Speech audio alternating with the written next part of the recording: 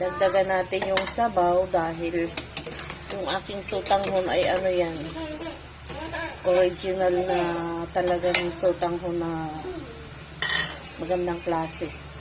Para ano, kahit may sabaw kunti, hindi siya lalambot. Hintayin natin kumulo, saka natin ilagay yung sotanghon.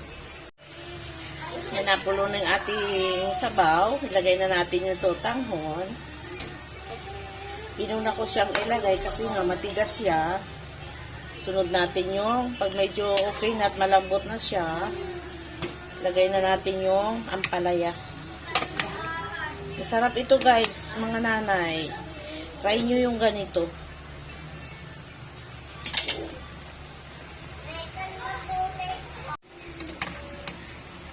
Ayan, nakikita nyo yung sotanghon na yan.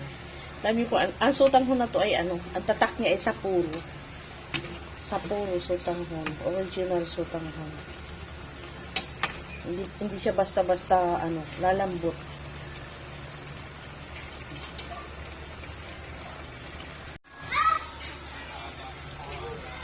Lagay na natin yung ampalaya. Ayan.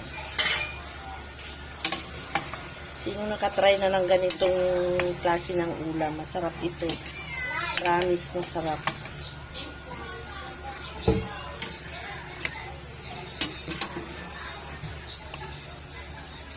Ang maganda ng sutang ko na nabili ko.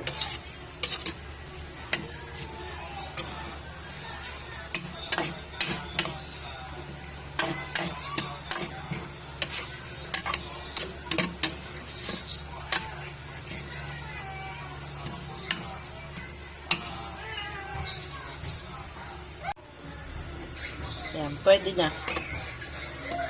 Pwede na natin hanguin dahil ang ampalaya naman ay hindi kailangan lutong-luto.